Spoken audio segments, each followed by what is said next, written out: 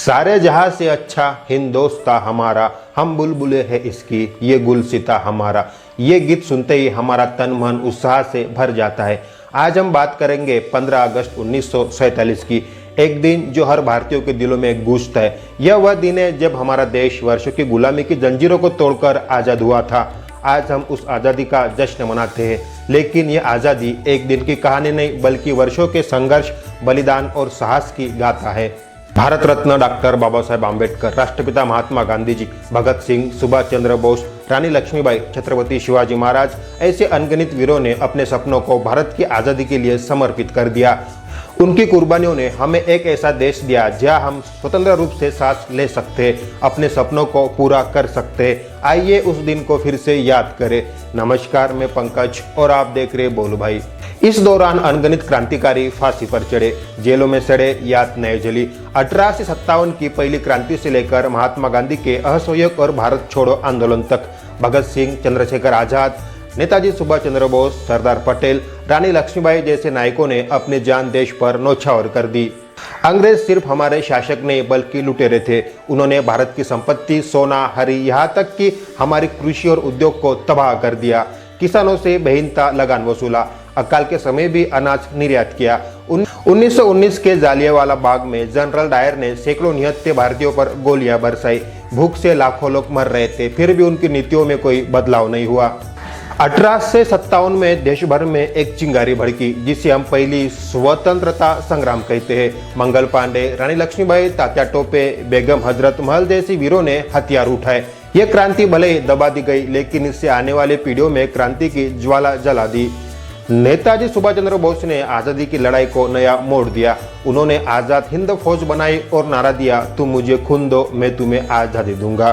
द्वितीय विश्व युद्ध के दौरान उन्होंने अंग्रेजों के खिलाफ विदेशी मोर्चे पर युद्ध छेड़ा। उनकी आवाज, उनका साहस आज भी हमारे भारतीय दिलों में गूंजता है।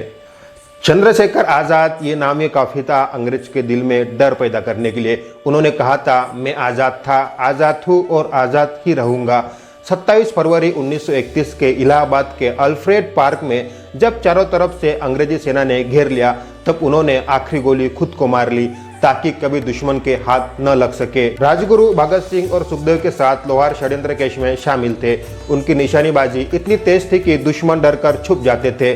23 मार्च 1931 को भगत सिंह और सुखदेव के साथ राजगुरु को फांसी दी गई। इस दिन तीनों ने हंसते हंसते हुए तिरंगे के लिए अपनी जान दे दी। अगले दशकों में अनगिनत क्रांतिकारी जन्मे। इंग्रज के खिलाफ लड़ने वाला हर बच्चा, हर युवक, हर महिला, पुरुष, किसान क्रांतिकारी थे। महात्मा गांधी ने अंग्रेज के खिलाफ सत्याग्रह और अहिंसा का मार्ग अपनाया, चाहे असहयोग आंदोलन हो, नमक सत्याग्रह या 1942 का भारत छोड़ो आंदोलन। हर बार करोड़ों लोग सड़कों पर उतरे, अंग्रेजी की जेल भर गई, लेकिन जनता पीछे नहीं हटी।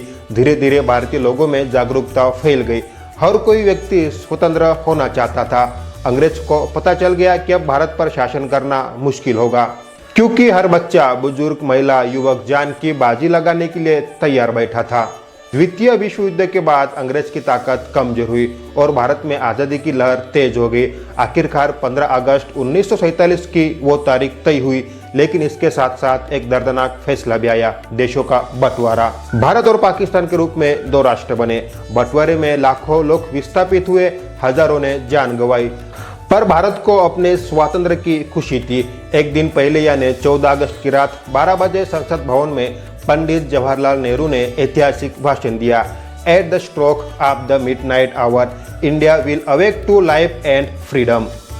रात 12 बजे नेहरू जी ने ट्रस्ट विथ डेस्टिनी भाषण दिया।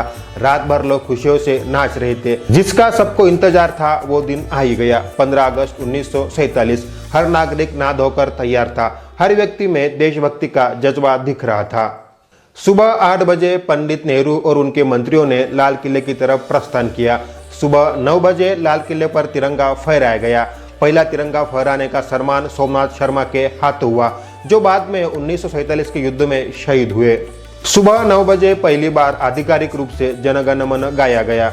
दोपहर दिल्ली की सड़कों पर लोगों की भीड़ मिठाइयाँ बांट रही थी, लोग नाच गा रहे थे। यह वो दिन था जब हर भारतीय खुद को आज़ाद महसूस किया। कई गांवों में लोग इतने गरीब थे कि तिरंगा खरीदने के लिए पैसे नहीं थे, तो उन्होंने हाथ से कपड़े सिलकर तिरंगा बनाया और खेतों में फहराया। कुछ जगहों पर शहीदों की माताएं अपनी बेटी की तस्वीर के साथ तिरंगा रखकर रो रही थी। बेटा, तेरे बलिदान का सपना पूरा हुआ। आज 15 अगस्त सिर्फ छुट्टी का दिन नहीं, यह याद दिलाने का दिन है कि यह आज़ादी लाखों बलिदान की कीमत पर मिली है। अगर हम अपने कर्तव्यों को भूल गए तो आने वाली पीढ़ियां हमें माफ नहीं करेगी। आप सभी को स्वतंत्रता दिवस की हार्दिक शुभकामनाएं।